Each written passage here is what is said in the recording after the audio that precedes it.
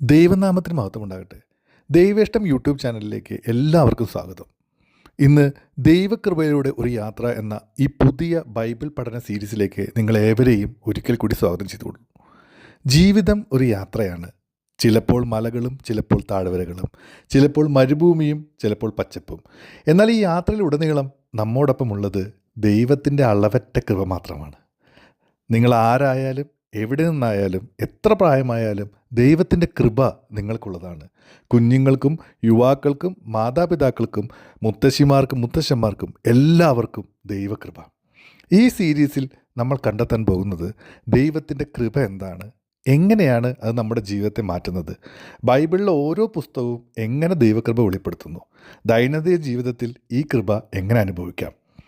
സൃഷ്ടിയുടെ തോട്ടത്തിൽ നിന്ന് പാപത്തിൻ്റെ വീഴ്ചയിലൂടെ, മോശയുടെ കൽപ്പനകളിൽ, പ്രവാചകന്മാരുടെ വാഗ്ദാനങ്ങളിൽ, യേശുവിൻ്റെ കുരിശിൽ കൃപയുടെ പൂർണ്ണത, ഉയർപ്പിൽ കൃപയുടെ വിജയം, ഇന്നത്തെ നമ്മുടെ ജീവിതത്തിൽ കൃപയുടെ തുടർച്ച. ഈ യാത്ര നിങ്ങളുടെ വീട്ടിൽ നിന്ന് തുടങ്ങാം. കുടുംബമായി, സുഹൃത്തുക്കളോടൊപ്പം, അല്ലെങ്കിൽ ഒറ്റയ്ക്ക് കർത്താവിനോടൊപ്പം, എപ്പോൾ വേണമെങ്കിലും എവിടെ വെച്ചും ലളിതമായി, സ്പഷ്ടമായി, സ്നേഹപൂർവ്വം. ഈ യാത്രയിൽ നിങ്ങൾ അനുഭവിക്കും സ്നേഹത്തിൻ്റെ കൃപ, നിങ്ങൾ എത്ര വിലപ്പെട്ടവരാണെന്ന്; ക്ഷമയുടെ കൃപ, എല്ലാ തെറ്റുകൾക്കും മാപ്പ്; ശക്തിയുടെ കൃപ, എല്ലാ വെല്ലുവിളികളെയും നേരിടാൻ; പരിവർത്തനത്തിൻ്റെ കൃപ, ഒരു പുതിയ സൃഷ്ടിയായി മാറാൻ. കൃപ വെറും ഒരു സിദ്ധാന്തമല്ല, അത് ജീവിത യാഥാർത്ഥ്യമാണ്. കൃപ വെറും വാക്കുകളല്ല, അത് ശക്തിയാണ്. കൃപ വെറും ഭൂതകാലമല്ല, അത് ഇന്നത്തെ അനുഭവമാണ്. 66 പുസ്തകങ്ങൾ, 1189 അധ്യായങ്ങൾ, 31,102 വാക്യങ്ങൾ, എന്നാൽ ഒരേ ഒരു സന്ദേശം: ദൈവകൃപ. പഴയ നിയമത്തിൽ വാഗ്ദത്തം ചെയ്യപ്പെട്ട കൃപ, പുതിയ നിയമത്തിൽ വെളിപ്പെട്ട കൃപ. ചോദ്യങ്ങളുണ്ടോ? സ്വാഗതം. സംശയങ്ങളുണ്ടോ? സ്വാഗതം. വേദനകളുണ്ടോ? കൃപ നിങ്ങൾക്കായി. പരാജയങ്ങളുണ്ടോ? കൃപ മതി. ദൈവത്തിൻ്റെ കൃപ എല്ലാവർക്കും എല്ലാം മതി. ഓരോ ആഴ്ചയും ഓരോ പുതിയ എപ്പിസോഡ്, കൃപയുടെ ഒരു പുതിയ മാനം, വചനത്തിൻ്റെ ഒരു പുതിയ സത്യം.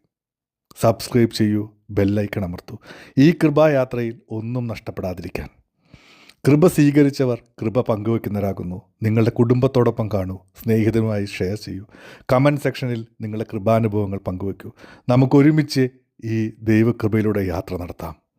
എഫേസ്യർ 2:8 പറയുന്നു, കൃപയാൽ വിശ്വാസത്താൽ നിങ്ങൾ രക്ഷിക്കപ്പെട്ടിരിക്കുന്നു, അത് നിങ്ങളിൽ നിന്നല്ല, ദൈവത്തിൻ്റെ ദാനം. ഇതാണ് നമ്മുടെ യാത്രയുടെ അടിസ്ഥാനം. ഇതാണ് നമ്മുടെ പ്രത്യാശയുടെ ഉറവിടം.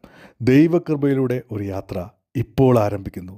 നിങ്ങളുടെ യാത്ര, നമ്മുടെ യാത്ര, ദൈവത്തോടൊപ്പമുള്ള യാത്ര. കൃപയും സമാധാനവും നിങ്ങൾക്കുണ്ടാകട്ടെ. ആമേൻ.